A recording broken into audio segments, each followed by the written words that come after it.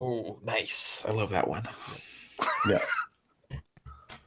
All right. Sometimes they save it for like the encore now, and it's not the same, But I get they don't want people to leave in like the middle of the show after they play it. How's everybody doing? Yeah, It's Saturday. it's all right. Sleepy and not sure how I'm going to make through the 2 shows I'm going to later today. That sounds like a lot of shows. That's more shows than I would want to go to. Yeah. Ever since my sleep schedule got screwed up and I wake up at 6 a.m., I've actually been napping less. I don't know why. Yeah, I don't know. It works for me though, I guess. I get more work done, maybe, theoretically. Okay. Everyone ready? Absolutely. Yep, I'm here. Just because I stood up doesn't mean I'm not here. Pat, which game should I get a video ready for you? Oh, I don't know. I kind of I played some Hitman, so I can talk about that. If Okay. you already have a Hitman video up, I do not. That's probably good for me. I will put that up now. Yeah. Just so you're all aware, Pokemon Let's Go Eevee is definitely the best edition because exclusive Doesn't have include- Arcanine. It doesn't have Arcanine, so That's it's a not. problem. Yeah, that's a problem. exclusive Pokemon in Let's Go Eevee include Ekans. Mhm. Obviously, you need Ekans because its name is Snake backwards. Who gives a shit? Who gives a shit? Vulpix, Ninetales, Meowth, Bellsprout. Yeah, Holy who gives a shit! shit? No. Who gives a shit? There's no Arcanine. No. But that whole list of Pokemon together is better than Arcanine. I think the Pikachu Pokemon are way better. There's something about trades. The Arcanine is about trades, isn't it? Doesn't Meowth only evolve when traded? No. What? Get out of here! What the fuck are you talking about? Casual bullshit. When traded. Fucking Growlithe evolves into Arcanine. Meowth evolves into Persian. Come on. What the fuck? Didn't you watch the anime in that episode where fucking Meowth has to fight the Persian to prove that he's like still got it? I was watching the Digimon anime. Yeah, they don't have a fucking episode where the talking Pokemon has to be like, no, I'm still a Pokemon. I'm still legit. I can fight. And then he has to fight Persian, and then he wins somehow. They have like a dramatic samurai showdown with like the silhouettes, and they cut each other, and then God damn it. Welcome to episode 45. Okay. Silence on the set. Silence. Can we please have silence on the set? My name's Andre, and I'm here to say welcome to episode 45 of Gaming Fix on this Saturday, November 17th. I'm joined today by the wholesome Alex. Hey, I will also be skipping E3 for the first time in the show's 24-year history. Wow. First time, wow. Exclusive How news. how can you say something so controversial and yet so brave? What a hot exclusive. Also joining us, the pure Allison. Now coming in 2 versions, Let's Go Allison and Let's Go Saigon. And the very British Sam. Yeah, I'm here this week because I wasn't too tired. Also, Andre, you lied. It's Sunday for you. Fix It has not gone through yet. They have extended their deadline to 2020. And best boy, Pat. I was going to come up with some kind of pithy Hitman pun, but Allison's is so good that I can't really follow that one up. So I forgot that there was a time change in the United States of America since I've last been on one of these podcasts that we do every week. You could have made a joke about being trash like Fallout 76. Oh.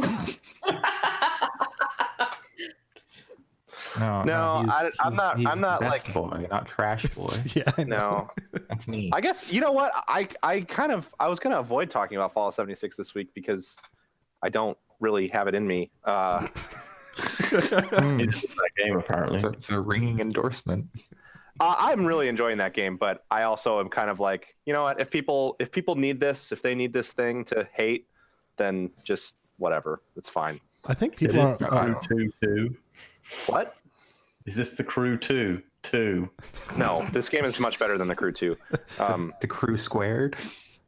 No, I it's a think- game that if you saw it at E3 and said, I don't think I want to play this, then you don't want to play it, and you can very kindly fuck off. Or if it's a game that you saw at E3 and said, this looks like something I want to play, it is absolutely the game that they showed at E3. So I really don't understand why people have such hot takes on it, because it's like I think exactly what they showed. I think people are just really looking for an excuse to shit on Bethesda. I agree with you.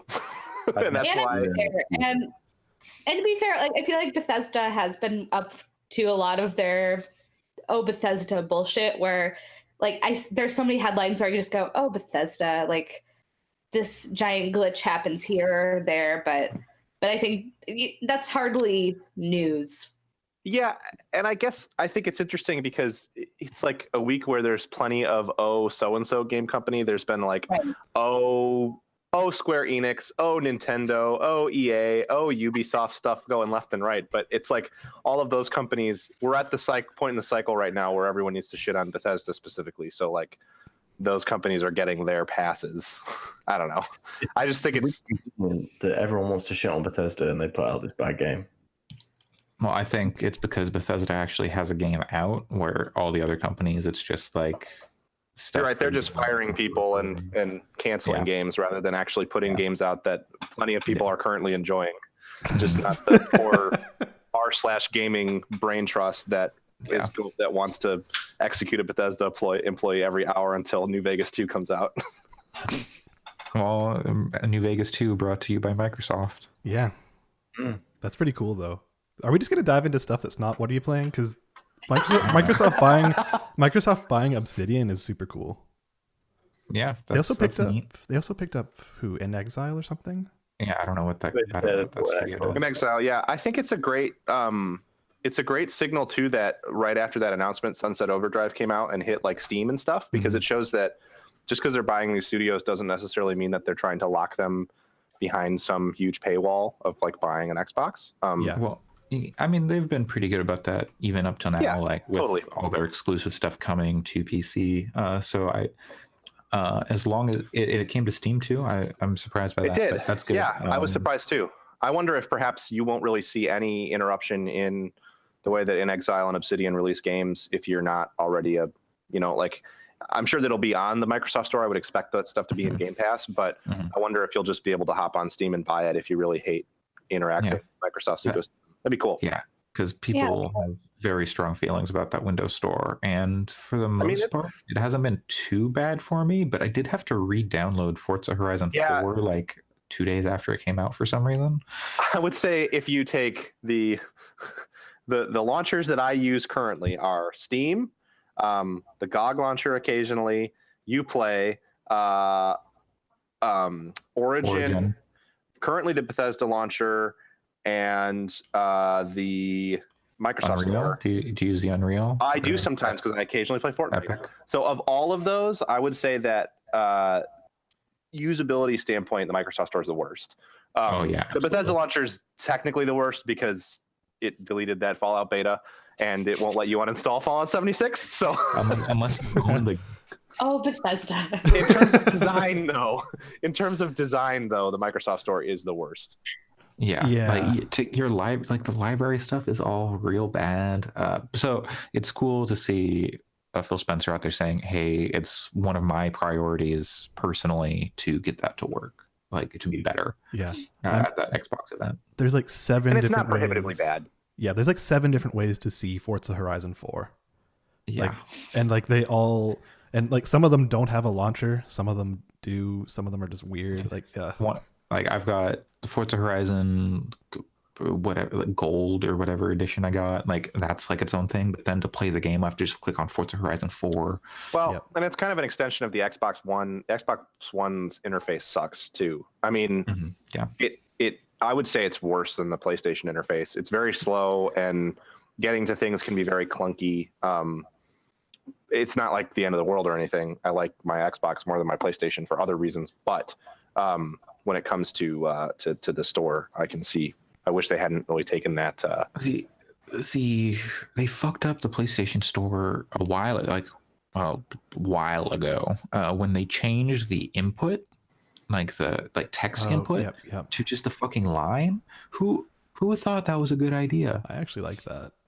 Oh no, it's terrible. Like once you've gotten like 5 letters in, it's like, oh, we know what you're trying to spell. Here are the letters you need. Like, yeah, but when you're okay, I want like fucking Y. You have to scroll all the way down to the bottom. Just give me a fucking regular keyboard. You have it in the interface. Like the first time I saw it was on like the Xbox Netflix app like years ago, and I was like, "Well, this is the worst fucking thing I've ever seen. Who would use this?" Thank God Sony just uses a regular fucking keyboard. And then lo and behold, PSN Store years later has that same bullshit ass keyboard. And then it evolves into Arcanine. Yes, and then it's good finally. Only when traded. Yeah. Is that what happens with Arcanine? I don't think it is. Is that how you get Volt? No, it's a Firestone, isn't it? No, that's Vulpix to Ninetales. I don't know. Stop sidetracking us, Sam. God.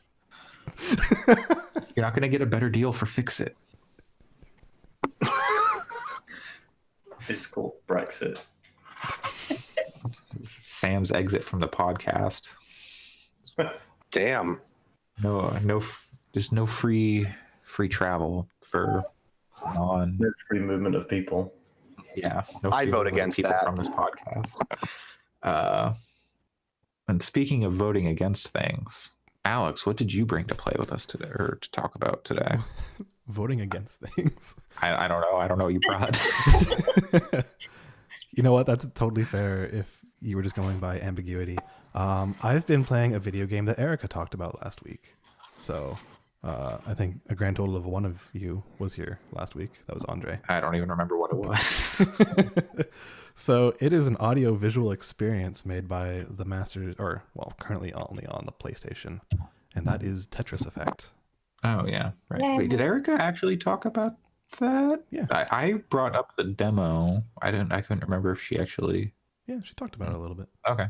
But I went into that game extremely skeptical, being like, this is in Canada it's like $40. I don't know, in the States it's 30. It's 40 in the States. Okay. Yep. So it's pretty expensive. And I was like, it's just friggin' Tetris. And it's PlayStation VR. I don't have a PlayStation VR. Whatever. So, but I heard a friend of mine say it was kind of like a meditative game. And then I actually heard the same comment on the Bombcast earlier this week. And I was like, I could really use a meditative game right now. And I love Tetris. So YOLO and hit the buy button. And I actually have zero regrets. That game is actually really amazing. Like, it's quote unquote story mode is just ridiculous. Like it's something to behold. And I think it's actually something completely worth experiencing. It gets pretty hard even on normal. I started on hard and realized that was a mistake, and dialed it back to normal, and it still gets pretty difficult on normal. Basically what changes is how fast it will start, getting really quick. So, you have all played Tetris, right? Yes. Yes. Okay. And you've played recent iterations of Tetris where you have like your speed level or whatever. So it'll start at 1 and then gradually increase as you get more lines. Is there Actually, I have a not. version of Tetris that doesn't have that? But the more recent ones have like called it out directly with a number that you can see on screen. And you can like start at a certain level and stuff. Yeah. The only Tetris that I have put any significant amount of time into is Tetris on the Game Boy. So The wow. OG. Yeah. Wow. But yeah, so what the difficulty does is it seems to just scale how quickly those start moving through. And you start hitting 8s and 9s and 10s pretty quick, even in normal. So it gets real tough real fast. So that's kind of a barrier to entry if you're not great at Tetris, or you just kind of want to relax, maybe set it to easy. And then isn't the goal like 36 lines per stage, and then you're on to the next one? Correct. Yeah, that's basically the only metric, but even 36 gets real tough if it's going at 10 speed, and then you're suddenly gunking up your board real bad. Yeah. Which I absolutely encountered. But the story mode in that game is extremely creative, and the audio implementation of everything, like I'm an audio person, in case anyone listening to this podcast did not know that. But What? what? Really? Yeah. No, Actually, there is no person. It's just a series of sound waves. Yep. I am just a bunch of sine waves stacked on top of each other. Additive synthesis, y'all. But we can talk about synthesis if you want. I'm fine with it. But it is really fascinating just how well they do everything. And like the music choices are really fantastic. I recently went through a series of levels which was very, very electronic. Like everything up to this point has been pretty natural, like, you know, going through deserts or mountains or windmills and ocean. I think like the first one is underwater, at least in the demo it was. Yeah, it is. But you start getting into like the electronic one where it's like, it's kind of like it's in a computer, and the music, I don't know if you guys are familiar with him, but it straight up sounded like BT. And I was like, I wonder if BT did some custom music for this, because it's very, very, very BT, and it's like good BT. But I don't know. I want to recommend that game to people because it's extremely good, but it is also very expensive. Yeah. I think that's. I can't believe that I'm saying this, because I am normally the person who's like, whatever, it doesn't matter that it's $20 and the game's only 2 hours long if it's a really good 2 hours. But I can't bring myself to spend $40 on a Tetris I have to sit in a chair and play. Yeah. Like, it's tough. If it was on Switch, I think it would be a lot easier sell for me. Yeah. I can see that. I think that I've only played the demo so far, and I haven't decided when I'm going to buy it. I'm pretty sure I will. But I do think that the PSVR integration is really nice.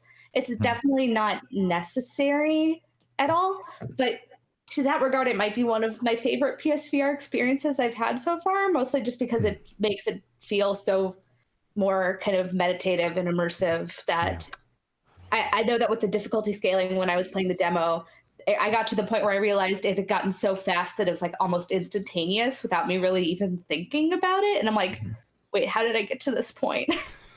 If they can somehow come up with a way, and I don't know how the business deals work behind this game, if there's any way they can bring this game to PC with VR support, that would be a very easy sell for me, because I do have a Vive that I would play it on. But I'm never going to buy a PSVR for one game. It doesn't matter how good it is. As some people own the PSVR, I don't necessarily recommend. Yeah. Sounds like that Astrobot game is very good. I played the demo and it was pretty fun, and I might have to get it, but I'm not going to buy a PSVR for 2 games either. Or 3 or 4. The thing that I can totally see where you're coming. The thing that surprises me is that you say you haven't played, like, really dove into a Tetris game since the Game Boy one, where I pretty regularly play a Tetris here and there, like, you know, either if it's just online or like a phone game, or like I have Puyo Puyo for like the Switch. So that is where it becomes. Did I spend $60 on Puyo Puyo? I imported Puyo Puyo. Yeah, I didn't do that. I bought it when it came out on the Switch, and so, like, you know, theoretically a $40 Tetris game shouldn't be that bad. But then there's no multiplayer, so I'm like, So let me clarify. I have played Tetris relatively recently. It was just the Game Boy version. I usually just bust out an emulator and play the Game Boy version of play Tetris, because I just like that version the most. So that wasn't the most recent iteration you've played. It's just the most recent. No, it is. I've never played another Tetris game because I've never needed another Tetris game. Interesting. Every time I go, I want to play some Tetris, I just play that. I have an emulator on my phone. I have it on my computer. Like, it's easy to play it anywhere. What if I told you there's a Game Boy like version of Tetris in Tetris Effect, like with the music and the like aesthetic? Yeah, I just like it. Okay. I don't know. So the Puyo Tetris is really, really good. So. it is. There isn't. How many versions of Tetris do I need to own? All of really them. asking myself. Well, this is what I'm saying, is that I've only ever really needed to have access to the Game Boy one because I love it. There's Tetris DS, which is really good. There's the one that came out for PS3 and 360 that EA did. That one was really good. Puyo Puyo was really good. But yeah, you're right though. Pardon? Don't forget Wetris. Oh God. Do I Alyssa have to wanted me to forget it? say that Tetris Attacks is really good too. Tetris Attacks is good. Yeah. But there is no multiplayer, but there is kind of an asynchronous multiplayer to this game, where there's like a challenge area where it's the community challenge, where basically every week they're trying to hit a certain amount of points, and you're doing it via challenges like you have a 3-minute timer. What's the highest combo you can get? And then if you get rated A points, you get 100 points for the community challenge, like that kind of thing, which is really cool. Yeah. And it also has some pre-crafted kind of puzzles, if you want to think of it that way. Like it'll be a challenge mode where you're trying to clear the board completely, and it gives you 3 pieces. So if it's 3 straight pieces and you go 1 down here, 1 down there, 1 down there, that's easy. But it's when they start combining them where it's like you have a L piece and a straight piece and a square piece and a T piece. And you have to figure out like, okay, which order do I do these in to clear everything? And you're under a time limit. So like that stuff is actually really fun. It's a good way to just kind of kill 20 minutes. And you're also contributing to a community challenge, which is pretty satisfying. So that's neat. Yeah. Like I think stuff like that is really good. I think the game is really, really well designed just for everything. I want to talk about some of my favorite stages, but I think I'm going to save that for a later discussion when more people have played it, rather than just wax rhapsodic about how cool the Native American stage was, but no one else has the context. I think it's going to be really interesting to see the discussions about this game as the year draws to a close. Like this is kind of meta, but like the ways that people will argue for it in kind of year-end awards will be very interesting to me, because I think that there should be room for games like this to be recognized, but I also think it's very hard to put a game, again, without, it sounds bad because I'm not trying to take anything away from the people who made Tetris Effect. It sounds like they made an incredible game, but it's kind of hard for me to like compare a $40 Tetris game that's very beautiful audio visually and a game, I don't even know if Red Dead is the right example, because I don't know if Red Dead really is deserving of some of the praise that it got, but a game like God of War, maybe. Sure. Like it's hard for me to like parse in my brain. I'm not saying that I think that they shouldn't be compared or that Tetris Effect necessarily loses out in that discussion, but I don't even know what the math is there. Yeah. Like they're just so, it's almost like comparing like a Rush album to God of War or something. Like it's almost like trying to compare like something that's not even a game to. I mean, that's just game of the year in general, though. Like that's the whole. Yeah, right. Because you're trying to rank a AAA game and Doki Doki Literature Club. Yeah, but there just aren't really AAA games like this don't come out that often. Like puzzle games, like sure. Like very very, like there was the time when like this is like, and Tetris Effect maybe world's better, but like we don't usually think about like Picross in December or like Pushmo or something. Some people do. Some people do, but by and large, that's Jeff not really the way that have words with you. Yeah, but where was Picross in conversation for Game of the Year? I don't even remember. I remember it came up in passing, but this game seems like one that people are going to push hard for. I don't even necessarily mean in our context, but just more generally. Sure. I think that's... oh, sorry, please. Part of it is... I'm just going to say part of it is Tetris is real fucking good. Like, it's just... It's basically perfect. Yep. And then, so from there, you're either making it worse or you're making it better. And it seems like they made it better. Yeah, and I don't know if I can really overstate how good, at least from the demo, the audio visual design really was. And I think that, I mean, even though it's totally different apples and oranges to compare that to Spider-Man or God of War, it's still, I would say it's at least for me a serious contender for music. Yeah, I mean, sure, and that stuff I see, but like I think, sorry, please go ahead. No, go ahead. You go ahead. I was gonna say, when playing this game, like if I'm playing a game, especially on my own, I'm usually pretty quiet. Like I don't really say anything because like it's just me and my cat for right now, and he doesn't care about my commentary. But there were times when I was playing Tetris Effect just completely on my own and said, "Holy shit." Because like some of the stuff it's doing audio and visually is just so impressive and so creative. Yeah. So like that kind of stuff was like, that's what made it more interesting than just the newest Tetris for me.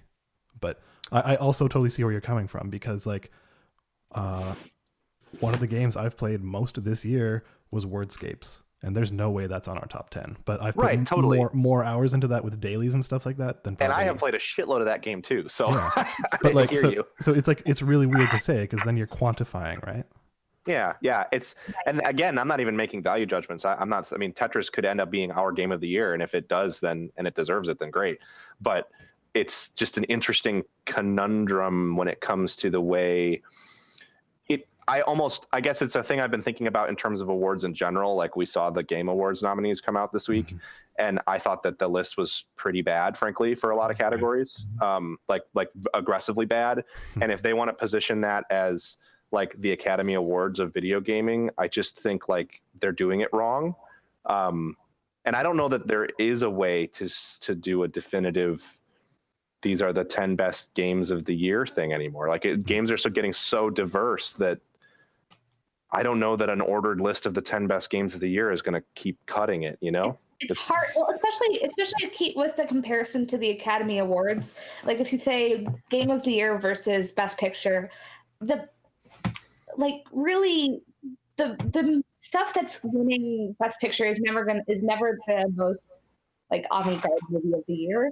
It's pretty comparable. Like you might have like a wide variety of movies that come out that year, but there are still metrics that you can kind of clearly see: the acting, the direction, the writing. Like there are very clear metrics, whereas I don't know if those same metrics. Yeah. You're trying to put very objective terms on a very subjective experience. And to clarify, the reason I compare it to the Academy Awards, and I don't remember the exact quote, but I seem to recall Jeff Keighley suggesting at some point in the last few years that was what he was trying to turn the Game Awards into. Again, I don't remember where that quote comes from, so I could be misquoting him, but I remember that coming up, like the idea that it's like the Oscars of video games. But last year, I don't know if you missed it, but Joseph Barros said, "Fuck the Oscars." No, yeah, and I kind of in some ways, I agree specifically for the reasons that he was saying fuck the Oscars, and I, for some very specific reasons, would say fuck the Oscars. But I don't know that I don't have a problem with the idea of awards. I mean, I'm excited for ours. I just don't know if anymore that top 10 games of the year thing really works. Like, I think people need to start.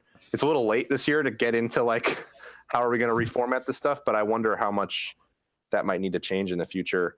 Because I think there's been several games this year that sort of show that it's hard to just, like, are we just going to say Rockstar gets Game of the Year every time a game comes out because they put the most time and money into their game? Absolutely not. No, I'm not saying that. I'm not truly suggesting we should do that, but like more the press at large, like it seems like from what I've played of Red Dead and from what you've talked about of Red Dead, and I'm excited to play the rest of it, and I'm sure it will end up on my top 10 because I have enjoyed what I've played, but it sounds like that game is not really deserving of the 10s across the board it got from everywhere.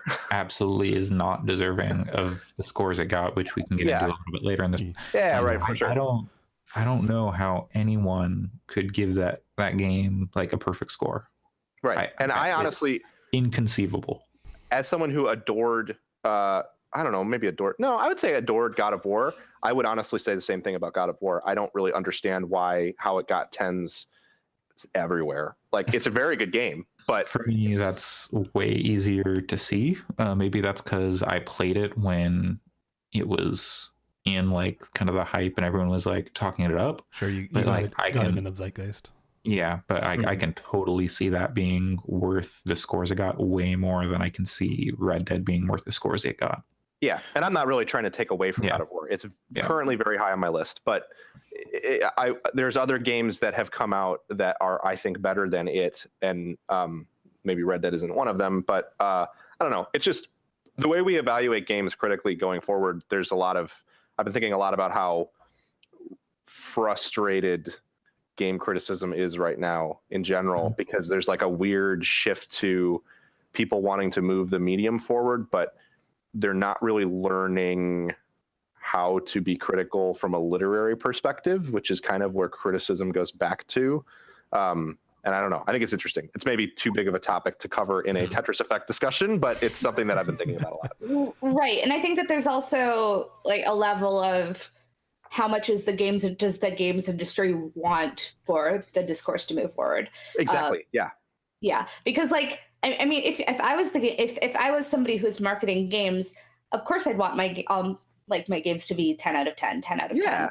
And if an outlet was like, you know, it was good, but it was a 6 out of 10, like, I don't know, like they wouldn't be pleased with that outlet. And it's like, it sucks, but that's kind of where we're at right now. But yeah, I think it's going to be interesting for the end of the year, just to the wide variety of games, just to get back to that, just because I was thinking about, like with your Wordscapes mention, I have played an upsetting amount of Hold Down this year, and like upsetting amount, like probably more than any other game. Because I just sit on this, one of my go-to bus games, or if I'm just kind of sitting around, and you know, how much does that count? That, you know, this is my standard. I'm bored here. I'm on my phone game. It's interesting.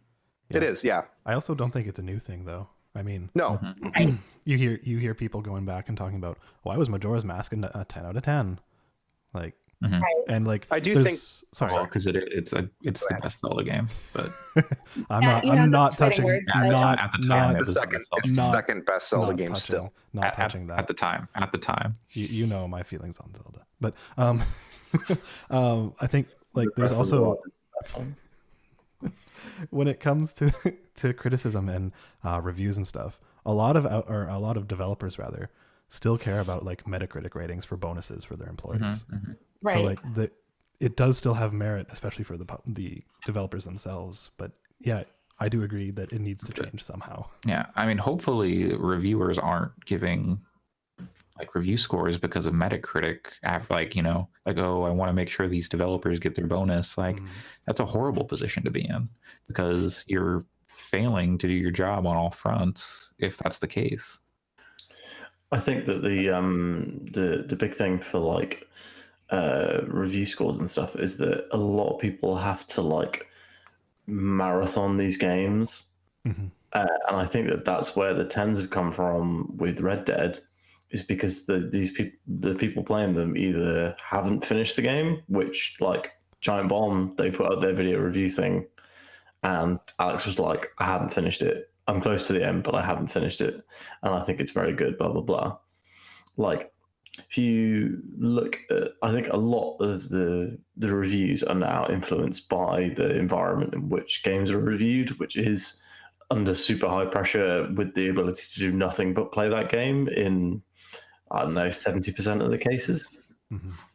And on that note, how many games these days, like Sam, some of your favorite games are like active community games that are evolving week to week, month to month? Like how does an initial review of a game like that matter?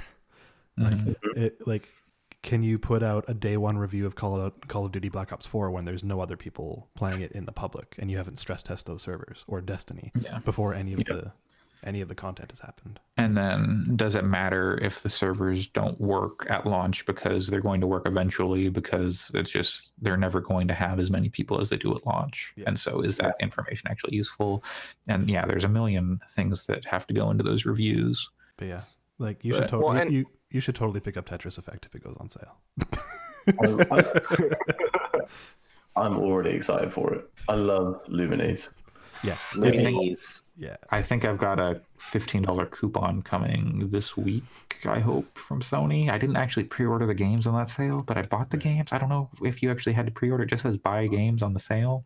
Yeah, I don't know. So I think I'll get a $15 coupon, and then I'll pick it up if I do. Yeah, I don't know if you guys talked about this. Like, I've been tangentially aware of this, but a new Witcher game came out. It's a Gwent game. Yeah. Yeah. It's like a Gwent campaign. Yeah, it looks more involved than just that, though. Apparently it hasn't been performing very well. Really? It's got amazing reviews. Yep. I saw CD Projekt Red say, like, we're disappointed in the sales. Yeah, they probably put effort into it, but I've only heard of it because I follow CD Projekt Red on Twitter. I wonder if there's any... I mean, it seems wild that this would be that affecting, but I wonder, because the certainly the hardcore Gwent community cannot be large, I wonder if like the fact that CD Projekt and GOG just continually shit the bed over and over and over again on social media and through every channel they possibly could, if that's having some kind of effect, if that's why people were like, because like I love The Witcher, but like I don't fucking I'm not in any rush to give them money. I will probably play Thronebreaker at some point, but I'm definitely not like gonna buy it day one to support the sales. Does Artifact affect it at all, you think? It's not out yet, is it? No, it's not out for a few more days. And also, I think Thronebreaker is a different thing. Like, yes, it is Gwent at its core, but if you look at I've watched a lot of the streams it's a of it. story thing. It's almost more like Pokemon. Like you're like walking around an environment or clicking around an environment. At least I don't know that it's quite as open world as Pokemon, but you're clicking around an environment. You're having dialogue trees. Maybe Pyre is a better comparison. Okay. I mean, there's like a lot of dialogue, a lot of choice making. Your decks are being built. You're recruiting characters, and then they're go in your deck. It is not like. It's not matches of Gwent in a row. Okay. There's like a lot of RPG in there too. That's pretty neat, actually. Yeah, it seems cool. Like I'm interested in playing it at some point. When it goes on sale in 3 months, I'll probably pick it up. But I mean, I really liked Gwent in The Witcher 3, but like I don't know if I need a whole RPG based on it. Yeah, I like Gwent in Gwent. I played a fair bit of competitive Gwent, and it's fun. It's a good, well-designed, different game, but I don't need it competitively. I would enjoy playing a single player kind of campaign with it though. I think they so yeah, like sorry to interrupt the conversation, we're talking about this, please go for it. But I think the reason why it hasn't sold is because it's not been advertised anywhere. Like that could be too. I'm a big Gwent fan, I'm a big Witcher fan, and the only place I've seen this is first on OpenCritic when the reviews were posted, and secondly on CD Projekt's Twitter. I've literally only seen it on the account that I follow CD Projekt on, and I barely look at Twitter and the thing. And I've clicked on the website, I've looked for more information, and I haven't been remarketed on it. Like, I've not seen anything on Facebook. I've not seen anything like on Google. Have you checked Kotaku in action? Oh, God. Not yet. Yeah, it just seems like they're not putting any money into selling it. They're like, we're the Witcher people. This is new Witcher. To kind of add to how disconnected from standard Gwent it is, I don't know what it looks like in GOG when you launch it, but like Gwent is not on Steam. You have to play Gwent through GOG, but Thronebreaker is on Steam. So it's not even like DLC for Gwent. It's actually like its whole standalone single player thing. Yeah, they made a big deal. Like, no, this isn't just part of Gwent. This is like its own game. Yeah. Which I think maybe the big market for Thronebreaker, they're just playing Gwent. Maybe they're just like, no, we just want to play the fucking card games. You don't have to give us. Maybe I don't know. Gwent in 3 is so much better than Gwent. But speaking of RPGs that are like Pokemon, let's go, Allison. Hey, what did you bring to share with us? Funny story. I've been playing Pokemon Let's Go Pikachu. That's the version I got. What? And I got so I've played about 4 hours ish of it. I've beaten 2 gym battles, so that's about where I'm at. You have an Arcanine? Not yet. Do you have? No, not yet. No, I need to. Do you have? So any... yeah, it's.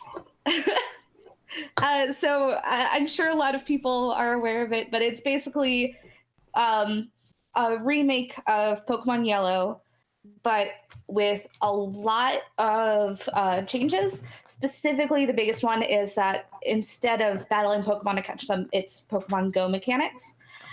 So you just kind of either if you're if it's docked and you either have the one Joy-Con or the Pokeball controller, which I don't have yet, to throw it, or if you're in mobile, you do it's like a timed push press thing. And but in addition to that, there are a lot of pretty solid quality of life improvements. The big one where I'm like, I can't go back to the way it was before is that instead of keeping all your extra Pokemon in the PC, so you have to go to a Pokemon Center whenever you want to switch out your party, it's just all in a giant Pokemon box in your inventory, which raises some questions about like, is this... They brought Wi-Fi to, like, they brought 4G to the world of Pokemon. That's it, and you can still access it even if you're multiple floors down in a cave, but you know. It's 5G. It's real good. But that just makes it a lot nicer. There's just a couple of things like that are really good. And I'm surprised actually by how much I'm into the Pokemon Go style catching. Like that was the biggest part. I think that's one of the biggest sticking points why people have been uneasy about this game or unsure about it. But I think that the way that they're doing it is pretty solid in that it really emphasizes catching a lot of Pokemon. And so if you catch more than one of the same Pokemon in a row, you get like a streak going. And the further you get in that streak, from what I understand, is that it becomes a lot more common to see rare Pokemon. The Pokemon generally have better stats. You can do it for if you're looking for shiny Pokemon. So it makes that a lot more streamlined.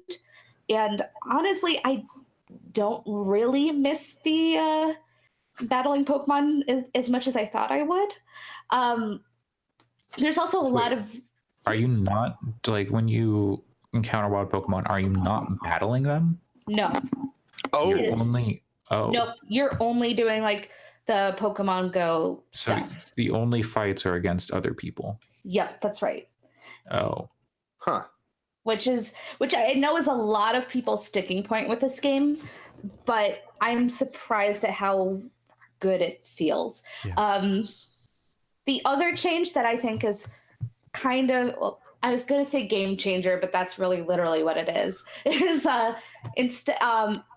all Pokemon now are visible on the overworld. There's no more random battles.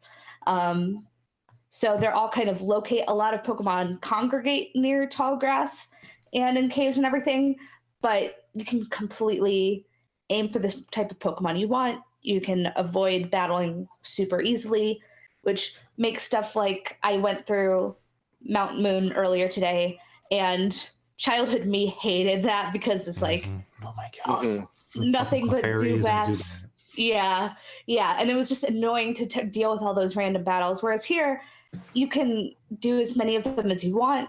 Like I got a pretty decent streak of Zubats going so that I could hopefully help me find a Clefairy, and I got a couple of those. Nice.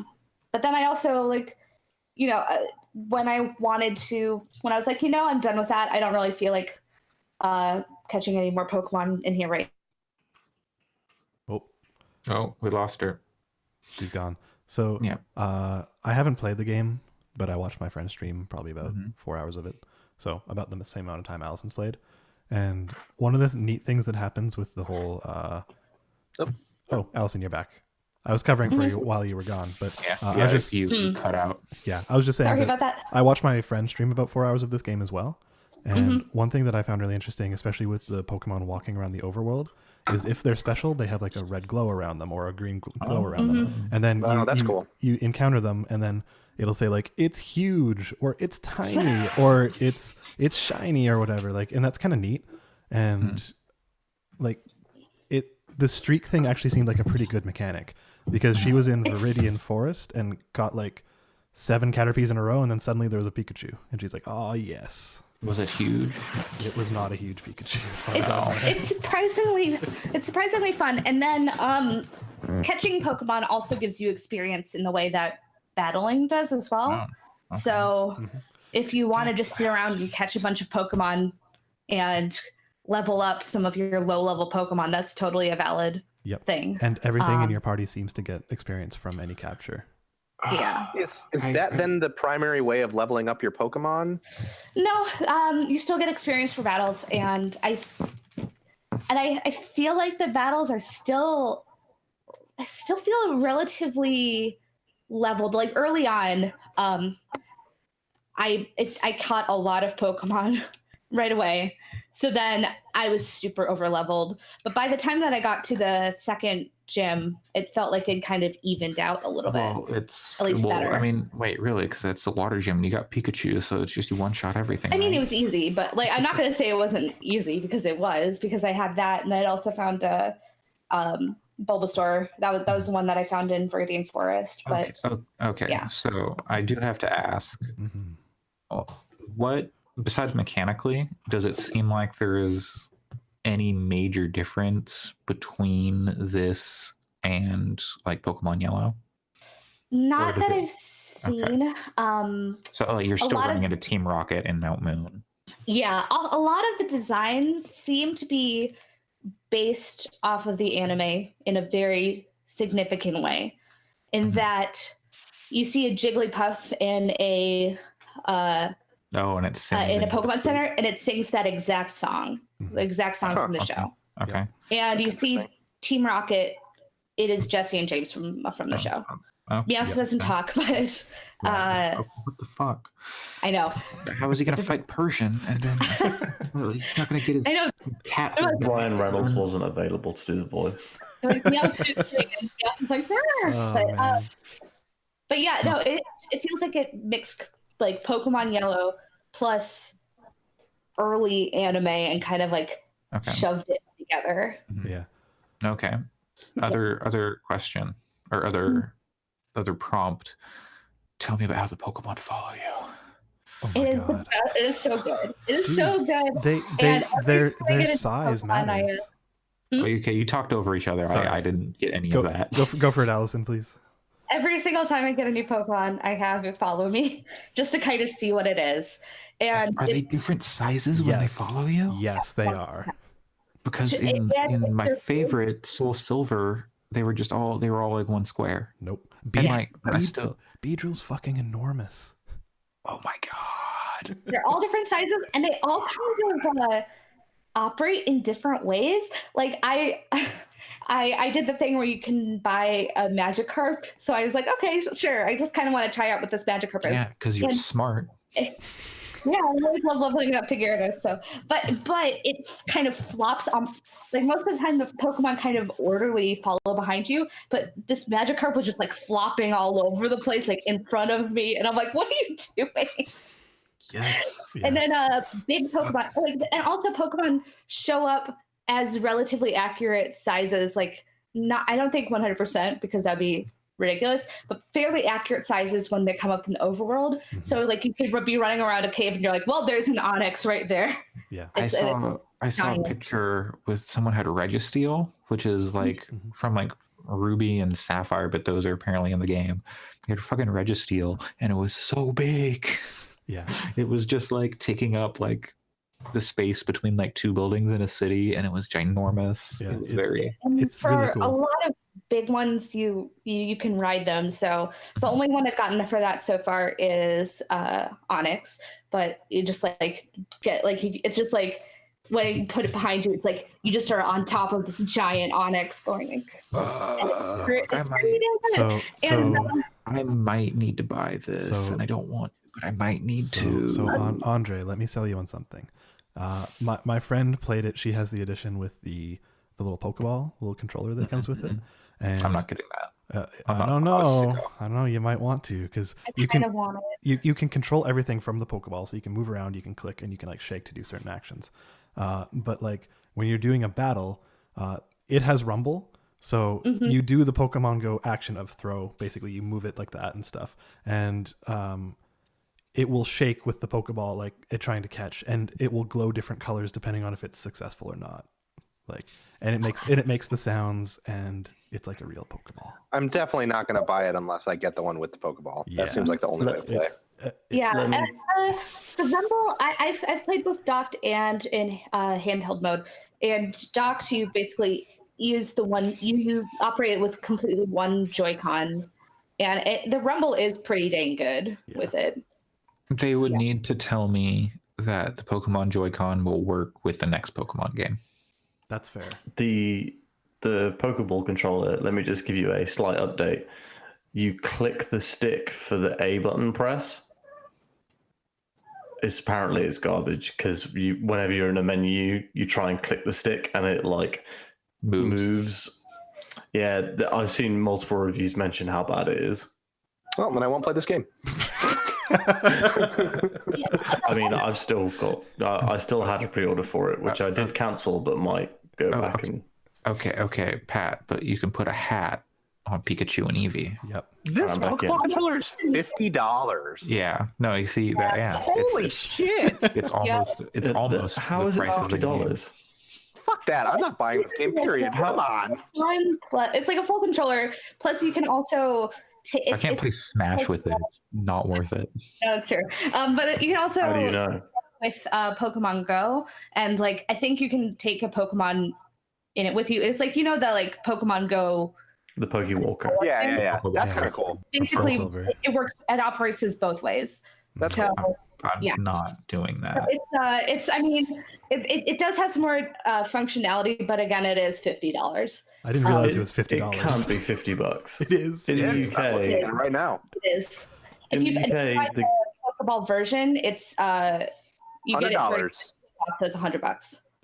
$100. in the UK, the game plus the Pokeball is 70 quid. Well, so that's you gotta like be £20, there. £25 for the controller. You have Monopoly money, so Yeah, that's true. Take it as a Technically, gift yeah. because your money is gonna not be worth anything soon. I'm so sorry. I'm so hateful, and I don't mean it. Our currency actually crashed 3 years ago, Pat, when Brexit was initially voted for. So I think we're probably all right now. The other thing that is kind of interesting is I feel like a lot of Pokemon games have tried to make it like kind of do the whole you're hanging out with your Pokemon kind of experience where there's a whole thing with like various your Pokemon mechanics and things like that. And yes, friendship mechanics. Whereas here it is exclusively, at least from what I've seen so far, with your starter Pokemon, so Pikachu or Eevee. But I feel like within the story and without, they give it a lot more personality to the point where it does kind of give you that vibe of like, this is your main partner Pokemon. Oh, okay. Wait. Okay. The Switch doesn't have a microphone, does it? No, so it's not Hey You Pikachu. Hey, yeah, I was gonna say it's like Hey You Pikachu. So But what you do is you I download love this. Hey You Pikachu, but it is a bad game. You download this phone app. Oh, it's in the Pokeball. Pikachu is not a bad game. It's just a misunderstood game. It's a bad game, Pat. I'm sorry. No, it's just a misunderstood game. It Was ahead of its time. Reel it in, Pikachu. It was ahead of its time. It was like it was like Seaman or something.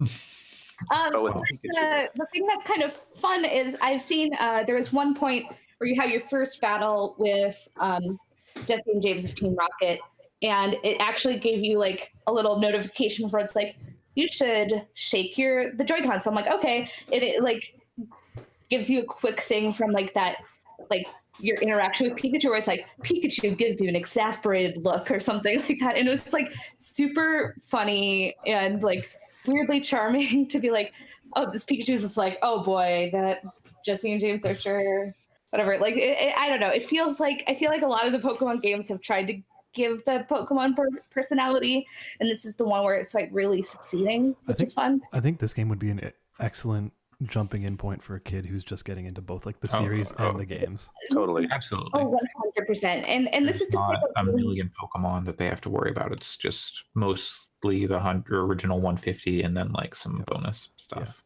It's the best Pokemon. And I also have Alola versions as well. I don't know how many of them are there, but I just got an Alola, like an Alola version in a in-game trade. But but the thing that kind of that keeps hitting me is that it feels like the Pokemon game that kid me wanted so much. Totally. It feels like that game that I just like was like, man, like, can you even imagine playing like a Pokemon game that looks great and you can hang out with your Pikachu and the battles look like as the battles look as good as they do in Pokemon Stadium, which is my level then. Yeah. Yeah, so it's very, very nostalgic. Again, it's a full $60 game, and so it's for a remake of Yellow. You kind of have to decide what that's worth for you. But as somebody who's been a fan of Pokemon for since Blue came out, all those years ago. It feels good to be back and playing it. Can you take Pikachu out of your party? Yes, you can take Okay. Pikachu out of your party. It's still like when you have the Pokemon following you, your Pikachu or Eevee is always like hanging out, like riding your shoulder. But it doesn't have to be one of your 6. It doesn't have to be one of your 6. But from what I understand, it has perfect IV levels, and it has and you can teach it special, like you can teach them pretty special moves that are genuinely kind of overpowered. Okay, but Eevee is a normal type, and who gives a shit about normal type Pokemon? You also Do you know cannot. if there's a way? Sorry, I was gonna say you can't evolve your starter Eevee either. Yeah, No. or Pikachu, yeah. But you can put a bowler hat on it.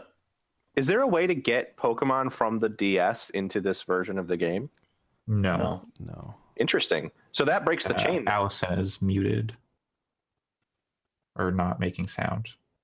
Because you can get, I don't know how it works, but you can get Pokemon from like Blue, from the original Game Boy. You had to trade up to silver, and you had to trade up through it. Right. To go from D, then like you had to go from the 3DS ones, you had to pay $5 a year for the Pokebank, and then you had to upload them to the Pokebank. And I lost all my Pokemon because they were in the Pokebank. Yeah, I mean, I'm not sure how many people really were doing that, but it's interesting to me. I wonder if when they release like the quote real Pokemon, not that I want to take anything away from this game, next year, I wonder if you'll be able to get your Pokemon from the Pokebank. I would assume so. Hands down, that'll have Pokebank support. People would flip out, right? Yeah, people will go mental. You'd think, but I don't know. Yeah, I don't know. Yeah, I know that you can transfer them from Pokemon Go, so I've actually played Pokemon Go for the first time in that's like weird. And from like fucking months. I've been playing it on my phone now because I'm like, I could get Pokemon from my game. That's so wild. Yeah. Are people just like pulling in like are people pulling in like or legendaries like at the beginning of I think so, but you can only pull in the original 151. Yeah, but I mean like Articuno. But does it follow Growlithe. original Pokemon rules where like your badge dictates what level you can kind of do things up to? I think so. I haven't actually tested any of that yet, so I'm not 100% one way Why or didn't the they just make this game for phones? They already have. It's called Pokemon Go. But it's not. Pokemon Go doesn't have real Pokemon battling in it. Yeah. Neither does this. Who knows, man? Well, Who it knows? does when you fuck No, up. this does. This has real battles against trainers. I don't know. It's just weird. The whole thing is weird. I'm not necessarily saying it's bad. It's just weird. I think It feels, although the thing that I kind of think is interesting about it though is that it feels like they kind of were like, okay, let's just completely not throw out the entire formula, but I feel like a lot of the Pokemon games have been kind of iterative in that they have like, okay, this Pokemon now has this new kind of feature and kind of all tacked on top of it. Whereas here it's just like, nope, we're gonna start fresh and only do the first Pokemon. We're only gonna do it's gonna be we're changing the capture mechanics completely and I don't know, it feels like you're actually trying new things while also still remaking the first game. So something I was actually talking about this with the streamer friend, how in terms of critical reception, especially the mainline Pokemon games always do extremely well, but like the side games like Pokemon Mystery Dungeon or Snap or whatever, like Pinball, Are criminally underrated. They can be underrated, but also they're never quite as well received by the community as a whole as the mainline games, right? So is this going to be the first non-mainline game to kind of bridge that gap? I mean, I think it's a mainline game. I don't think it's like so out of like outside the norm. I think it's with slightly different mechanics. I don't. Yeah, it's one of those things where they're not calling it a mainline game because they're putting out the new one so that they can kind of comfort the people who are freaking out about the Pokemon Go connectivity. But at its core, you are playing through Pokemon Yellow, which you do the whole very similar like kind of loop of Pokemon battles and Pokemon gyms. Okay, And so it's stuff less like that. it's less like a spin-off and more like a remake, just with different mechanics. Yeah. Okay, that makes sense. Yeah. So more importantly, we're only 4 months away from the 20-year anniversary of Pokemon Snap coming out. How has the Switch been out for multiple years and we haven't even gotten an announcement of a new Pokemon Snap?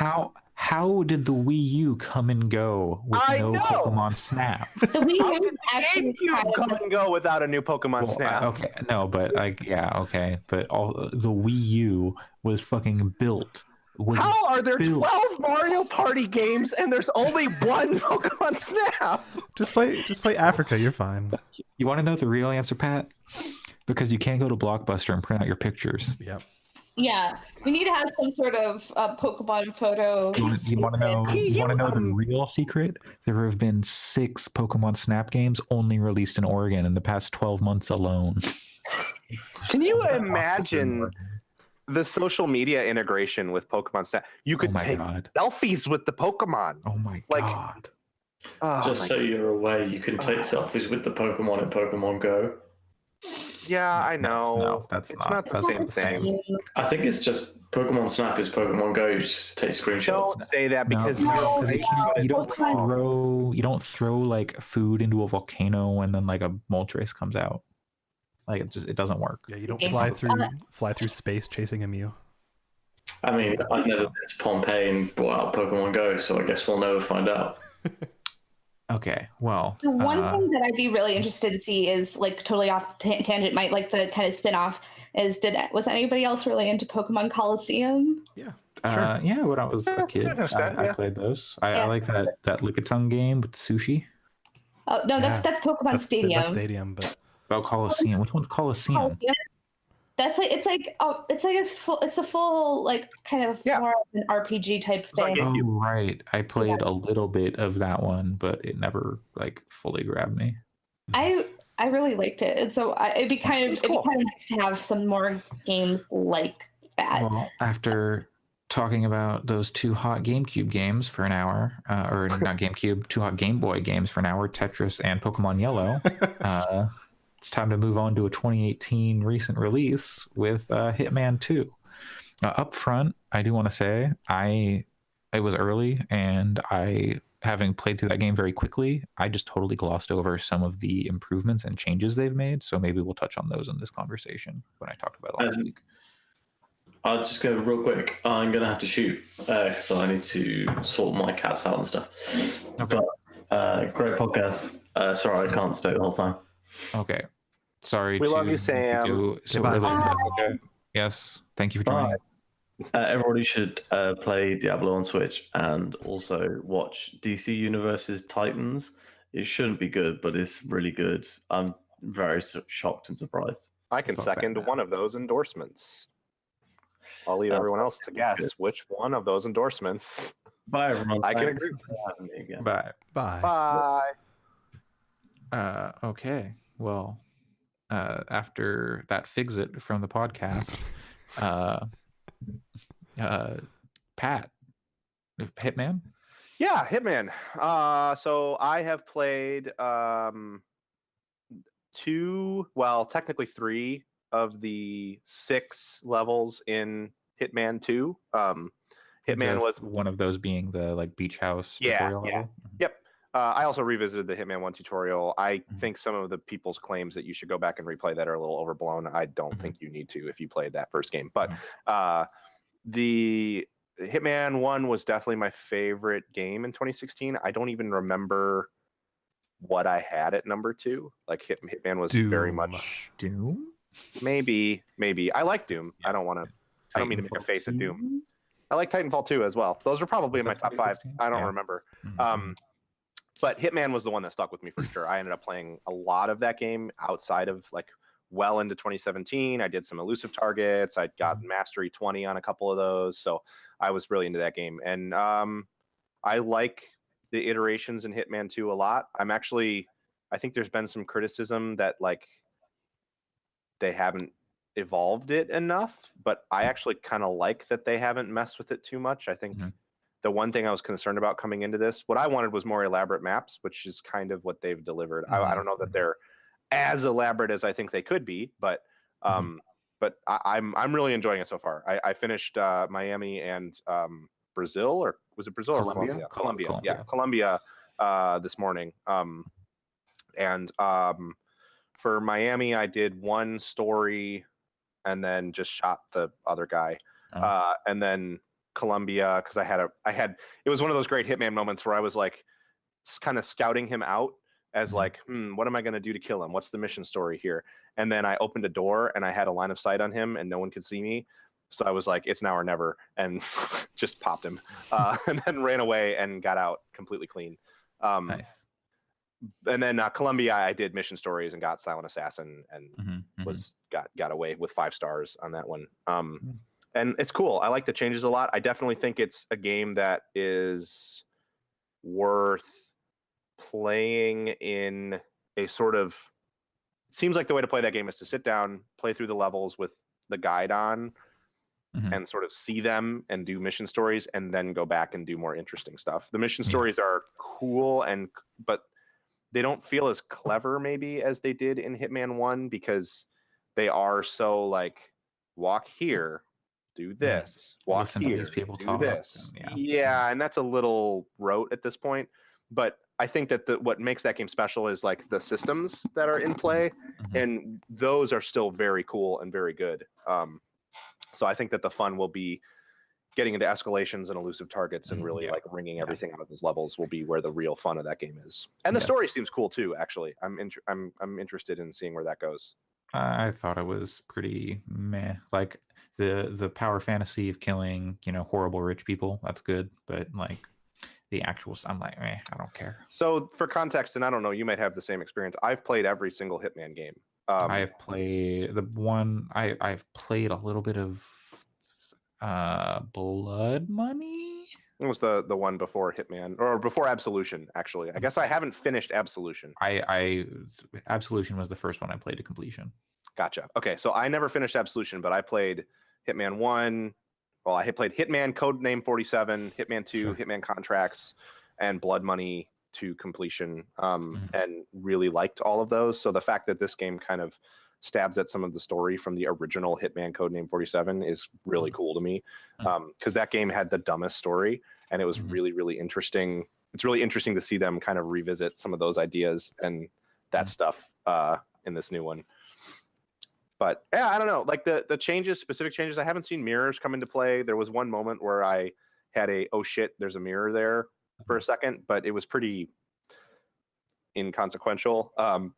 Was it the tutorial level or a different thing? Okay. No, it was. So I did the tattoo artist kill on one of the Colombia people, and I dragged him into the bathroom, and there's a mirror in the bathroom, but the door was shut. Nobody saw anything. So. Okay, so actually in the tutorial level, I ended up hiding in the bathroom for a little bit, and the girl who's your target and her like boy toy end up like in the bathroom, and the guy's taking a shower while she like brushes her teeth in front of the mirror. And like I'm like, oh, I could sneak up. Well, I can't because the guy's like in the shower. But then like the shower steams up, so you can't see the guy anymore. So I guess the idea is he can't see you. And you're like, oh, but the mirror, and then the mirror fogged up. That's pretty And cool. so they're like, oh, you could totally, cool. you could totally kill this guy right now. I don't know. I don't think I saw that playing anywhere else in the game, but they definitely like play with that a little bit in the tutorial level. That's kind of a thing that I am very that even though the number one criticism seems to be that like is very boilerplate, seems to be like, oh, there's technically one less level in this game. But that beach house is levels. Yeah, and that beach house is really cool. I'm actually looking forward to going back and playing through it a few more times. It kind of flips everything on its head because it's not normal for you to, at the outset, be in a situation where everyone is out to get you. So I think that's really cool because it removes like the disguise elements and it turns it into a full-on stealth game, and I think that's kind of neat. There's also in that level, it kind of introduces more of the mechanics that I forgot to mention. Like you can shoot out security cameras now. Yep. Instead of having to go and like disable the security like system, you can just like shoot the cameras if they don't see you, or hide in tall grass or bushes. The tall grass seems very like works as you would expect. I wasn't blown away with it. Like, yes, there is a part in the coca fields where you go through the tall plants, but it's like, yeah, obviously that's, I don't know. It didn't really feel that new, even though it technically is new. I guess That's because why I forgot about it. and it's so similar to the way it works in Assassin's Creed, frankly, like identical, that it didn't really blow me away. However, I had an amazing moment where it said a security camera can see you, and I went, oh, just cause I'm gonna shoot the security camera out. Why not?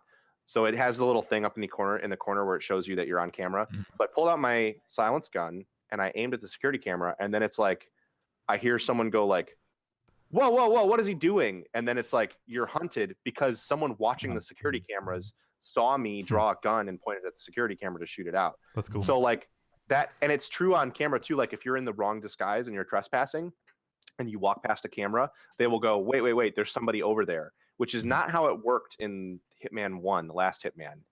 If you like, there were ways. Score thing. Yeah, it was mainly just for score. There were ways. I think there was something like if you were already hunted and you walked past a security camera, they got an idea of where you were or something. But it definitely, I remember I just sort of tuned out whenever it said they saw you, because it never really mattered, where it does now, and that's very cool. It's a cool thing to consider.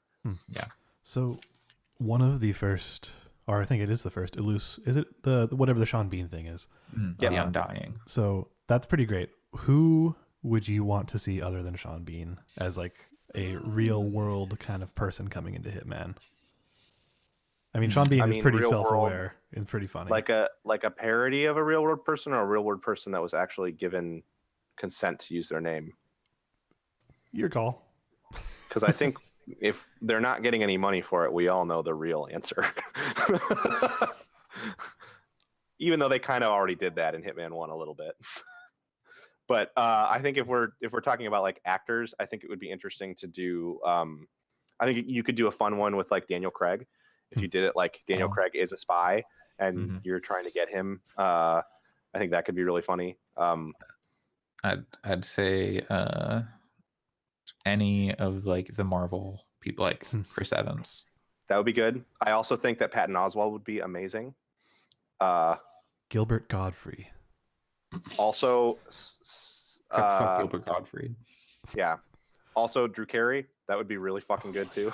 Yes. He's doing The Price is Right. Get The Price is Right license for it too. Absolutely. Like they're hosting a game show like on site at someone's home in suburbia or something. I think there's a few of them there's a lot of them that would be really good. I think a TV set, like if they've done like stage productions and stuff, but I think a TV set would be a pretty good. Or like, and you could slot that into several different levels. John Cena would be so good. What if they WrestleMania? If they could do, if they could do a map, if I could have any map and it could be a wrestling event, holy shit. Imagine the like timing elements. It could be like you're here at a major wrestling pay-per-view and like there's like the matches are happening over the course of the map. Oh, it'd be so good. New Japan would do it too, I bet. How about this one? It's a K-pop show with BTS. And Agent 47 already knows all of the fan chants. Oh man, if you could blend and do the fan chants. He doesn't know the fan chants. He knows the dances. Hell yeah. I have to say, one of my favorite things in Hitman 2 thus far, I generally think that the stories are not quite as good as they were in the first one. Like Helmut Kruger, there's been nothing I've seen that's been on the level of Helmut Kruger, for example. Sure. And I hope there will be, but they're not bad. They're just not as inspired. But there is a very good one in Colombia which minor spoilers, but it's not really, I think people know about this one. There is a one where you can be a tattoo artist and you can infiltrate the mansion of one of the guys as a tattoo artist because he wants this tattoo. And actually isolating the guy that is the tattoo artist, even though it's part of the mission story, is kind of interesting. You have to like read some cues in the environment to get him to go someplace by himself, which I thought was kind of cool. His name, first of all, is P Powers because his name is Paul Powers, but he goes by P Powers, and he's like a reality TV tattoo artist. And when you get to the mansion, you have to meet I think his name is Delgado. I think that guy's name is Probably. Delgado. You have to meet his wife, and he's like the head of this cartel. And there's 3 separate targets that are all very spread out on this map. In 3 very specific areas. So you go and you have to meet Delgado's wife, and she's like talking about how she's this huge fan, and it's the best because like at one point she's like, I love when you tattooed that dying police officer on camera as he and 47's just like, I cherish the memory. It was a wonderful experience. And then she's like, we have to take a selfie. And then you take a selfie with her, and it cuts to the phone camera, and 47 is just standing there, like, no expression, just arms at his side while she takes the selfie, like, smiling and doing a peace sign. Yeah, that's pretty good. It's so good. Yeah, this game has some moments, but yeah, it's real fucking good. Yeah, it's good. I like it a lot. I think it's definitely, if you played Hitman 1 and want more of Hitman 1, you have to buy this game. I mean, you have to play it. It's just excellent. And if you didn't play Hitman 1, you should have to buy this game and buy the $20 Legacy yes, pack. exactly. You should buy the Legacy pack and play the whole set of content because it's a very good game. I spent the extra money to buy that gold edition. I did get it on sale, but I'm glad because I'll get the DLC and stuff. Because man, that game's so fucking good. It's great. It's very good. It is just as good as the first one, and I'm honestly surprised to see that some of the critical reception has been that it's like good but not great. Because I think that I still think it's great. I don't know. I don't know if it's like quite as mind blowing as the first one because. It's not the first. It doesn't have like the surprise of like, man, they really went for it. Yeah, I don't know that it unseats something like Obra Dinn or Forza Horizon 4 for me or God of War, but it's a great game that is that I am very excited to play the rest of, and I'm very excited for all the content that's coming to it. Like even after liking the first one, I was still surprised by I was like, oh man, fuck yeah, Hitman, it's still really good. Because like I tried to do the patient zero stuff in the last one sometime last year, and it just I'd been away from it, and I was like, I don't know, I'm not like crazy about the maps we're on or like what it's having me do, and it's all like very contained and very like it seemed like much more difficult, like the areas that you were like doing stuff in. I was like, I'm not in love with this. So then coming back to Hitman 2 and being like, oh okay, yeah, no, this is still really good. Great. It's very comfortable from a difficulty perspective. Like it definitely is inviting you to take advantage of its systems and it's not stressful to play, which is great. And the only thing that I will say as maybe a criticism is I do feel like there's a lot of waiting for stuff in a way that wasn't necessarily true of the first one in terms of the story specifically. Like when you do that tattoo artist story, you go, all the stuff leading up to it is really funny, and then you have him in the chair. And again, light spoilers, but it's pretty obvious how all this stuff is going to go. You have him in the chair, and like his wife is there, and his guard is there, and his wife is taking pictures, and you're kind of standing there, like preparing to tattoo him, and then he's like, "Catalina, I need you to go away," and she's like, "Okay," and she leaves, and then you're like, "Okay, I'll start tattooing," and then the guard is still standing there, and you have the option to kill him at any point, and I'm like, "Well, if I kill him right now, the guard's going to know," and then you kind of just have to sit there and tattoo him for like a minute or two before he goes like, Juan, I need you to go away too. And then he makes the guard leave. You're stressing me out. Yeah. And I will say that during that, every 2 lines of dialogue, he would say to me, the tattoo is in here. We're doing the tattoo in here. Stop wandering around my house, even though I wasn't going anywhere. Oh, it like bugged out. So he just kept saying that to me over and over again. And then he would like go back to the dialogue chain of what was supposed to happen, which was weird. It's a minor complaint, but there's a few instances where it seems like you're waiting for a long sequence of dialogue to happen for all of the actors to get into their places that I feel like wasn't as noticeable in the first game, but that could just be because I haven't played the first game in about a year and a half. There were certainly parts where you were like, okay, I'm going to call this lady and then I'm going to wait in her room. I have to wait for her to walk like down 2 sets of stairs and walk all the way over here. So there was like waiting and stuff. And what you get for the intricacy of those levels, for having all of that be actually simulated and actually having all those people move around and have their, logical stuff happen, it's worth it. But there were a couple of times when I was kind of like, okay, I'm ready. I get it. It's funny. We did it. Like, I'm here. Let's just get this guy out of the room so I can kill him. It's to get the impatient people to, screw up. Like, oh, they see the kill button and they're just going to like push it immediately. Uh, maybe. yeah. So I didn't mind that stuff too much. I enjoyed It's like not terrible. like if I were to go back and was like, okay, I have to like do the tattoo artist thing again for whatever reason, then I would be like, oh my god, I have to Yeah, wait through this but conversation again. you're never going to do that again. Like I'm never Yeah, going to. I don't know if there would be a reason to, but if, for example, like if I had to do that again, I would be like, oh come on. I would be interested in trying ghost mode with someone that I know too. I know that it does seem kind of underwhelming, but I think it could be fun with a friend specifically. Yeah. I definitely want to like get used to those maps more. Like I need to play more of that. But I finished. I put my time into finishing Red Dead this week. Yeah. So I can purge myself of that. Which I was enjoying up until yesterday, early afternoon. I think save chapter 5, which is pretty short compared to all the other chapters. And even like then, it's only like 2/3 of chapter 5 is pretty weak, and then the rest of it is pretty good. I like that game, chapter 1 to 6, save that part of chapter 5, and then the epilogue just like shat the bed and ruined the game. Like it actively ruined the story for me.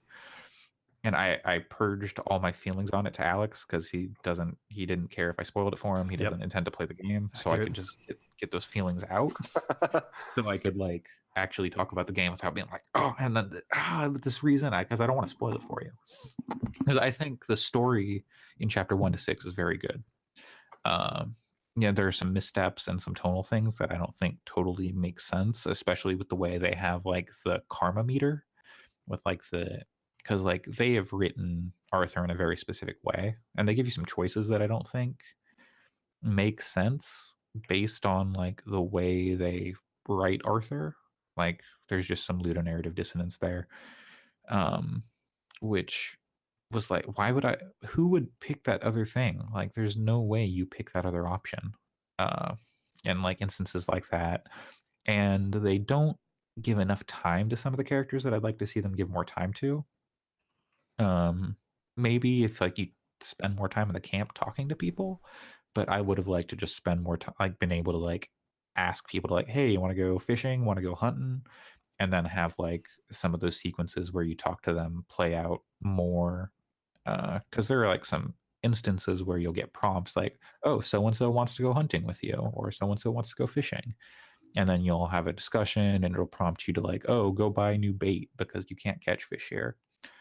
So I would have liked to have been able to just ask people to go do activities with me. So you wanted Mass Effect? Yeah, basically. I wanted to Sick. fuck Lenny. I mean, who doesn't really? Like I wanted to spend more time with Lenny, but they don't give you that choice really, which is like you get like I like the time I got to spend with Lenny, and you get like one good mission with him at the beginning, and like a few more chances to hang out on missions and stuff. But I wanted more time to spend with those characters than what it was giving me.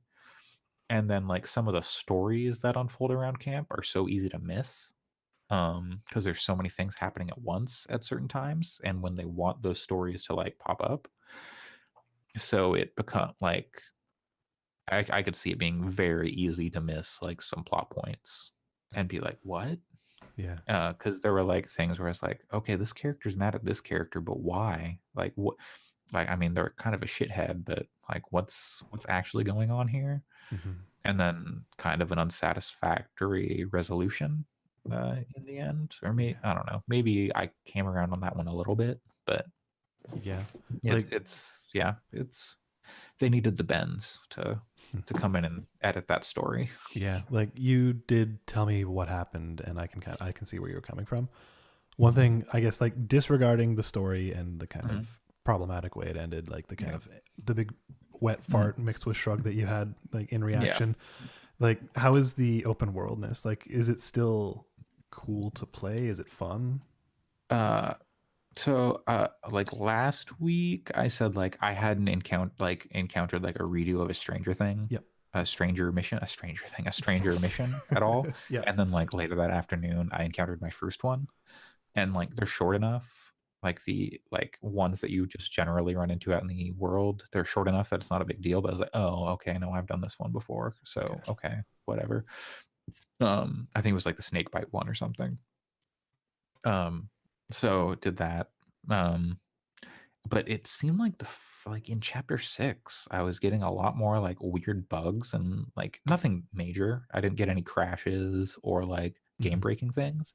It was just like a lot of like, oh, I loaded into this area, even though it's actually supposed to be a cutscene now. So it's like loading the cutscene in the background, and like I'm standing on like an untextured hill, and like Oh, really? things like that. Yeah, it was like trying to load in the level. I was like, wait, what are we loading right now? That's rough. That's Yeah, amazing. like it wasn't game breaking, and then like I couldn't do anything, and then like a couple like 5 seconds later, it's like, oh, okay, cutscene, here we go. This is what we're supposed to be doing. Was this on an OG PS4? Yes, a regular PS4 fat. But like nothing game breaking, and like it seemed like the controls were getting worse.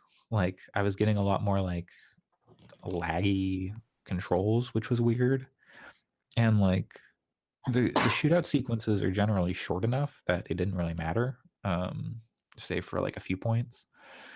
But yeah, like I never felt like so put down by the controls or anything, or had like such a major issue that it ruined the experience. Like I enjoyed riding around the world enough to keep playing. And I really enjoy the way that the world, I think they do a very incredible job of like melding the areas together, because like so often in open world games it's like, okay, here's your forest and then your plains and now you're in the desert, and like they're very like delineated. And this game, I think they like ease into each of those areas and meld them together much better than other games. So it actually feels like a contiguous world that you're. Yeah, it feels like you're going cool. like it feels like you're actually like gradually entering places, and it's not like, oh, okay, I walked through like a like an archway and now it's desert. Sure. Cool. Like you're not jumping like through a in painting. like a Zelda game or something. Yeah. Now I walk through a loading screen and now I'm in the desert. Yeah, I came in pretty hot, like ready to go, and I really liked chapter 1. But let me tell you, like, it's not that I haven't had time. Just the idea of booting up Red Dead has been really daunting the last couple weeks. Like, I'm Which like, is so funny to me, because like I was like, hey, I'm not gonna play Red Dead, and then I'm the one who finished it. no, I know, it is. It's weird, and it's not that I think the game is like bad by any means. It's almost like it's just too. I don't know what it is. Like when I sit down at the end of a workday, I'm like, well, I could boot up Red Dead for a couple hours, or I could jump on and play a level of Hitman, or I could jump on and play a few games of Overwatch with my partner, or like I could play a match of Paladins. Like there's just like a lot of there's so many games out, and I just feel like Red Dead is so much work to just start playing it. I totally agree with you. Like when during the week, like after work, I'd be able to play like 2 hours or something. I was like, I can't do any more of this. I have to stop. It doesn't mean that it's not great. Like just because it is, it is. I mean, I think it's important to remember and I'm not necessarily saying for any of y'all, because I think that like everyone here is pretty cognizant of this, but like I think it's pretty normal for really strong works of things like literature and film to be work to kind of approach and understand. So I think there is room for that, not necessarily talking specifically about Red Dead. I think there is room for that in the medium where it doesn't have to be something that is inviting and super fun for it to be a great game. But man, with Red Dead, it's just like, it's so daunting. Like there's so much there. It's like there's I know that I am so far away from anything. I'm still in chapter 2. I'm so far away from like hitting anything close to the end of that game, and it is just very daunting. I don't know. I think. I totally get it. That's where I've been with Assassin's Creed Odyssey. That's exactly what I was gonna say. Yeah. Where I mean, I like that game, and I'd like to see more of the story. But every time I boot it up, like there are so many quests in my quest log. There are so many cultists I have to deal with. There's so much like places I haven't explored, and it just feels kind of overwhelming. Like even if I play a few hours of it, I feel like I just barely chipped away at this giant game, and I'm gonna go play Pokemon instead. Yeah. I don't know exactly how, if like in Assassin's Creed Odyssey it's actually delineating like here are your main quests and here are like side quests, and like here are the important ones, here are the unimportant ones, or whatever. But like in Red Dead, if it's not in like one of the like main quests, you don't have to engage with it at all. Yeah. Like you do not have to go hunting except for like, you know, a few instances on like main quests. You don't have to do stranger missions. I think there's some very good writing in some of those stranger missions. I think Edith Downs is one of the stranger missions, and that one, like, I was like almost in tears by the end of like those interactions because it's like a multi-stage throughout the game. You encounter this character, and I think they do a really good job of delivering on some of those things, but also you don't need to play poker. You don't like, there are so many things you don't need to do, but they have there. So I think it feels more daunting than it actually is. Because there are like stranger things. There's like, oh, find these dinosaur bones scattered throughout like the world. Like, fucking what? You know, I never found any But- except for when I encountered that stranger the one time. You know what's disappointing though, and maybe, you know, you said you didn't encounter any, so maybe, who knows, maybe it is this. But what's disappointing, I think, and what is really cuts to the core of what is wrong with Rockstar right now, I think, is there's a version of that that's so cool. That's like, wait, there's like a paleontology side thing in this game. There's a version of that that's like engaging and interesting and surprising and like makes you want to seek it out. And yet developers like work themselves halfway to death for very standard kind of Rockstar Hauser storytelling. And I think that that's disappointing, I guess. Like I just wish that if I would take, like, you know what, I would be okay if maybe you couldn't see the light filter through Arthur's earlobe, if instead there was a really cool side thing. Like that's why the way that they place their resources, I firmly believe that the answer is not just hiring more people, because the problem with that is that you have to hire skilled people. Like hiring more people just creates more work for managers and creates more work for everyone else too. So there's not just like staff up more and that solves the problem. It doesn't. But direction of resources is important. And if you direct resources, I can live in a world, I know some people can't, and that's fine, I respect that. I can live in a world where people are truly, honestly, and again, I don't know if this is possible in a setting like Rockstar, but I can live in a world where people are truly, passionately, honestly wanting to work very, like, themselves to a limit because of a piece of art that is inspiring to them. But I think it's unfortunate that the ways in which that kind of work manifested was in a, you're going to make sure that this animation triggers and at the exact right moment, and we're going to write another 100 lines of dialogue around these specific things, and not let's make a really cool system. And I think that's kind of what's disappointing. And I mean, I feel like I've wondered this for years, but I'm still wondering if we're ever going to get to the point where open world fatigue is a thing. Just because, I mean, I know that this is not necessarily the case for people who have much limited income, but like I feel like anytime I see like game advertised as like over 100 hours, it's rarely like it rarely does everything to earn that. Yeah, but like there's still so many 16 and 17-year-olds who have a summer off from school that are going to pick up one game. And like that's still a big part of the market. For sure, but like, even with like, I think that also comes down to quest design as well. Like the one that I keep going to for this, which is kind of an older now, but is Dragon Age Inquisition, where it's a much big, like they kept touting how big the world is, but a lot of the quest design was just kind of boring. Yeah. I don't think I don't think that like the Stranger Things the Stranger Things, the Stranger Things are. I like some of them, like, so there's the ones you get out in the world, like the ambient ones where you're like, oh help, my horse fell over, or I got bit by a snake. But then there's like the more like story focused ones, which are like they're a lot more like, oh hey, it's two guys trying to impress a lady and they want you to like shoot bottles off their heads.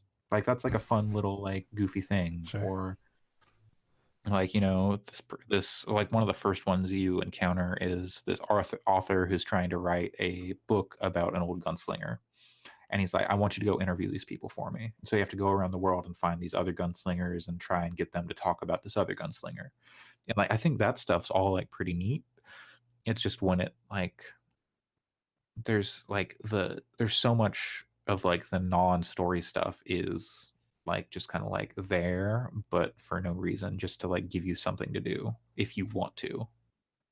And it sounds like a lot of people are spending 20 hours in chapter 2, which sounds like a fucking mistake because you're not doing anything that matters. If anything, I'm glad that to have sort of stalled out on it to learn that before I spent 20 hours in chapter 2, because I definitely was headed down that path of just languishing in chapter 2. And I think it's kind of a similar, from a different angle, a similar problem to the Spider-Man thing. Like, a lot of people talked about how they rushed the story and then the side content sucked. Whereas I played it where I played the side content in line with the story. I did every side thing I could alongside the story. So by the time I got to platinum, I was like, what are you guys talking about? It was fine. Like, yeah, the crimes are repetitive, but like, you don't have to do that many of them in a row if you just do them as they come out.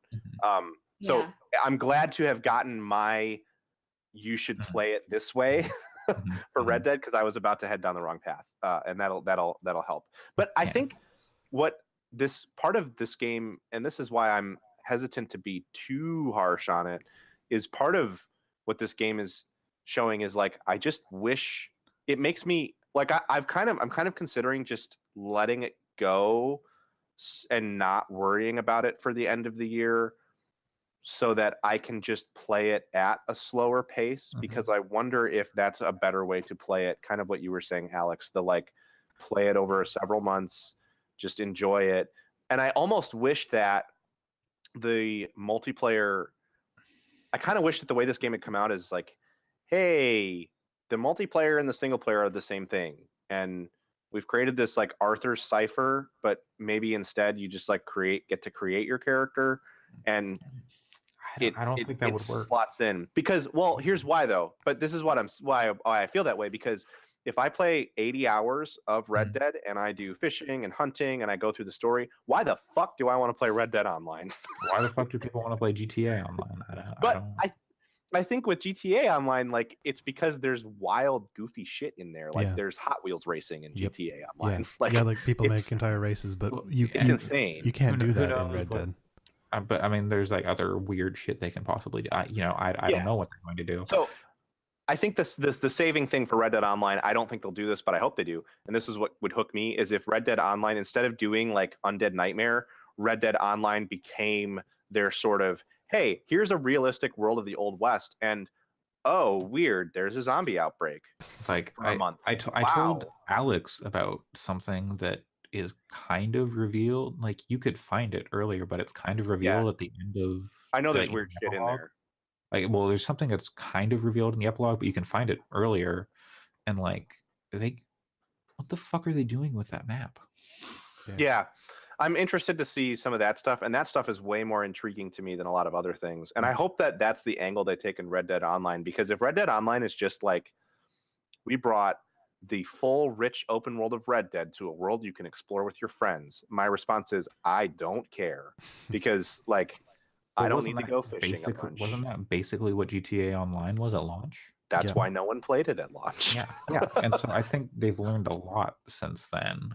And so I think they haven't. I don't know if they've said anything about. They haven't really. I could see like, oh, you could, setting up horse racing and like other like weird, like, you're probably gonna play poker with people and like. Yeah, I would expect that stuff, but maybe like get into bar fights. I don't know. Let's be real. That stuff is not interesting enough to like command people's time. I mean, I sat down and played poker for 2 hours one day. And if all they care about is nabbing 17-year-olds on their high school summer break for Red Dead on. But how much money do those kids have? Like, I don't know. If the point of Red Dead Online is to make money, they need to get people with disposable income interested in playing it. And they did that with GTA Online by introducing wild stuff. But the disconnect for me is that there was already wild stuff in GTA 5. Like, you were already parachuting out of blimps to like in heist mission. I mean, not specifically, but there is some stuff that like when you get later, there's some like weirder stuff that maybe they could implement. It's hard to say what I'm not without knowing anything about it, but I'm not so much trying to say that it will fail. I'm just very interested to see how they sell it. That's all. Yeah, it will be probably weirder than you think at the moment. I hope, because that's weird is what's going to get me in. So I hope so. And I hope that it's crossplay too, because we're entering a world where, like, come on, like I have a lot of friends that are playing it on PS4, and I want to be able to play with them. And I'm not going to buy it and play it on PS4 standard when I have an Xbox One X hooked up to a 4K TV, but I should be able to play with my friends who are playing it on PS4. Sure. It's, man, I wish that Epilogue had gone different. It was a mistake because it really just soured I think it ruined the story. Interesting. I will say, mistake. Not like that. It like not that it made like it. I think it just lessened the impact. It was like it didn't need it. They didn't need it. It should have they could have done an epilogue. They just should have done something entirely different. What did you say, Allison? I'm sorry, I didn't hear what you said. That was a mistake. I should probably head out. So see you guys later. Okay, yes. We should wrap up this podcast. Thanks for joining us, Allison. Where can people find you? Find me on Twitter at WRITERSERENYTY. I haven't done Twitch in a while, and I don't know if I'm going to be on my computer at all this week, so I probably won't be on it this week. So okay. Bye, everybody. Enjoy your show. Goodbye. Enjoy your show. I'm jealous. Should be fun. Thank you. So, last minute thoughts on like as we head into game of the year, anything you're trying to get finished? Yeah, I have a whole list. I would like to sneak through Red Dead if I can in a way that makes sense and feels right, for sure. But I'm trying to finish. I want to play through Hitman. I want to give at least. I came out of Columbia with a level 8 from one run. Like, getting 5 stars in that is a lot of experience. So, but I do want to try to get through the story of Hitman and do a couple elusive targets and maybe play some escalations. There's another one that I'm forgetting that came out recently. Go Pikachu. No, something I own already, but I can't even remember what it is now. I want to play more Battlefield 5. I guess I should have talked about that some this week. Battlefield 5 is very, very good. Cool. There's some rough edges around like the menus and stuff, kind of what some people have been talking about on podcasts, such as one Jeff Gersman. I agree that I think that that stuff is rough. I also think that, like, for some reason I played technically the last war story first. It doesn't matter because they're not connected, but it's the last one in the continuity, and it is by far the best. Like, the other 2 war stories are fine. They're fun and okay, but the last one is the one with emotional weight. And I do think it's interesting, like, that I ended up playing it first because it kind of had me expecting that sort of emotional weight the rest of the way through, but that actually kind of made me tear up a fair bit. So if you can play at least the Tuilier's section of that war story in Battlefield 5, because I think it's important and really good for end of the year. But I don't know, Hitman stuff. I'd like to get through Red Dead. I would kind of, if I have bonus time, I'd love to get through Vampire. I have that installed. I haven't started it yet, but I'm excited to try it out. I really need to get back to it.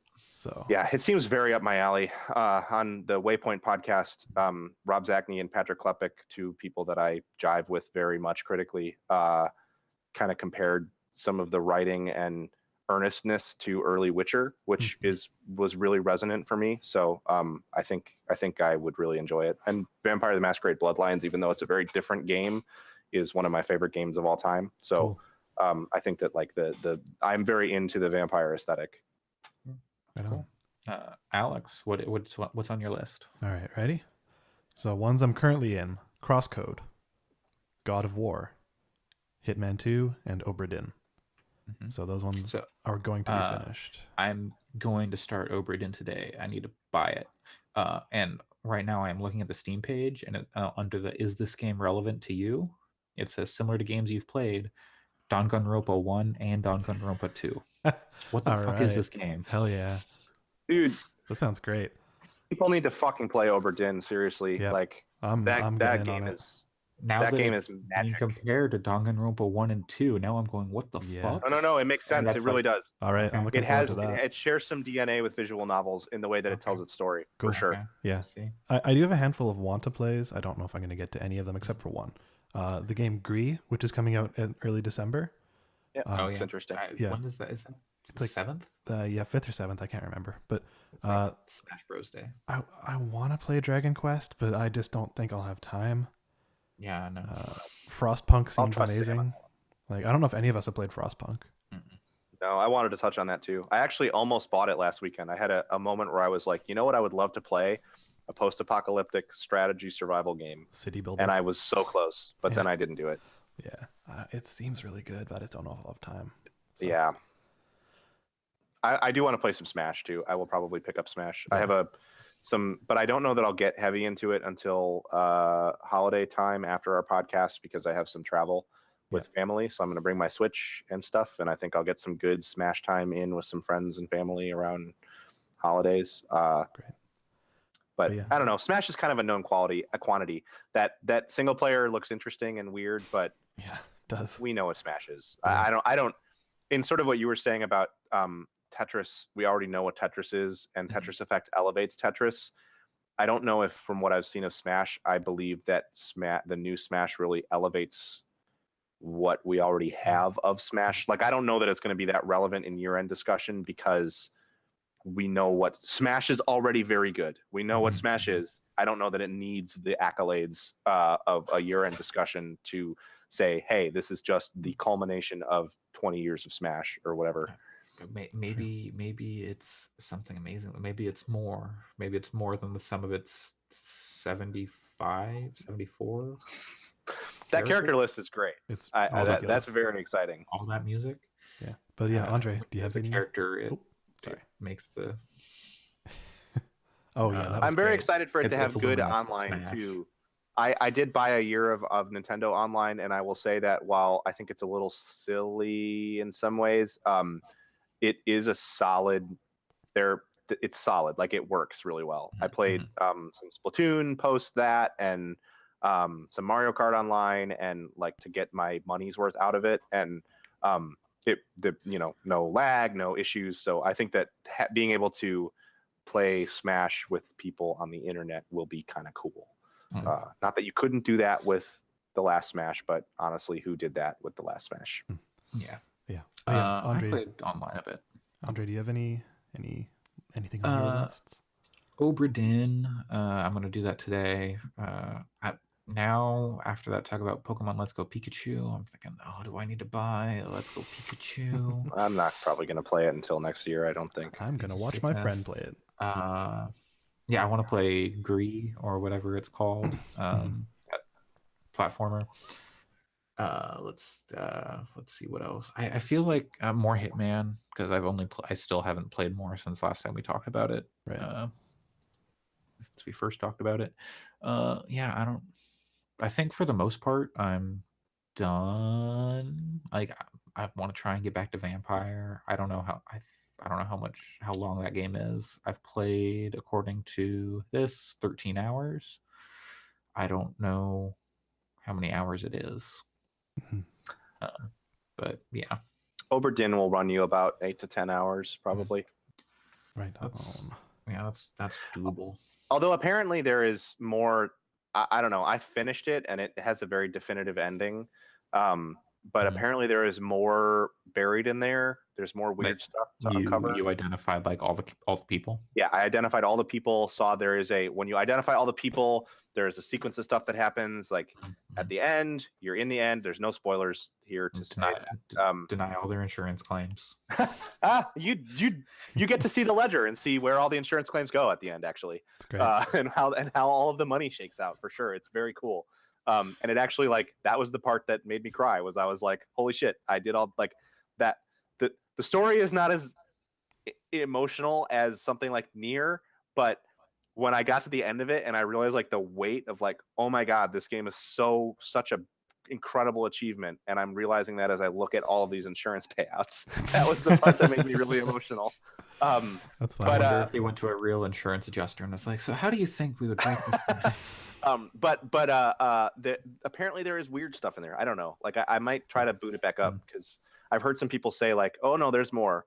I don't know how there could be more.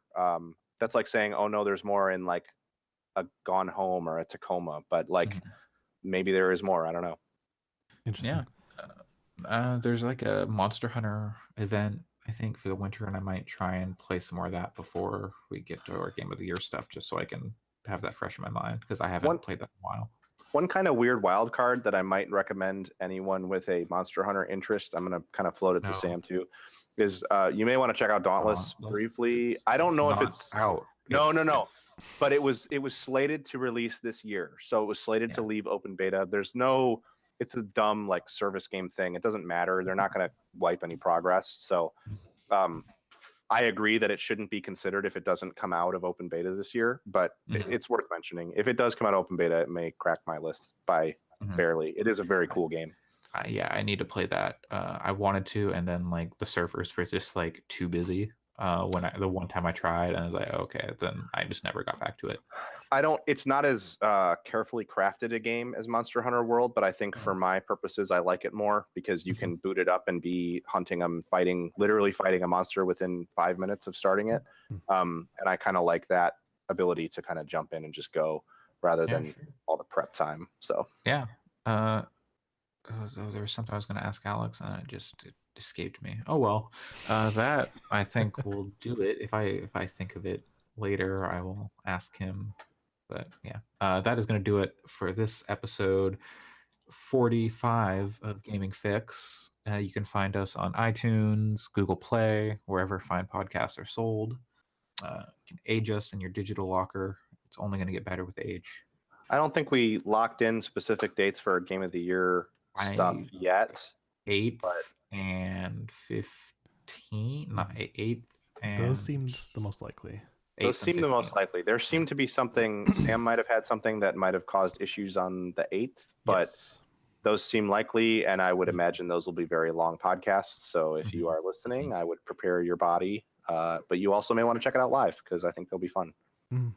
Yeah. Do we have to lock in? Yeah, we're doing 2 weeks instead of just one day this time because now we actually are scheduled and on a regular basis, as opposed to last year when it was just kind of like shotgun, like, okay, when can we make this work? Those are both going to be like 4-hour podcasts.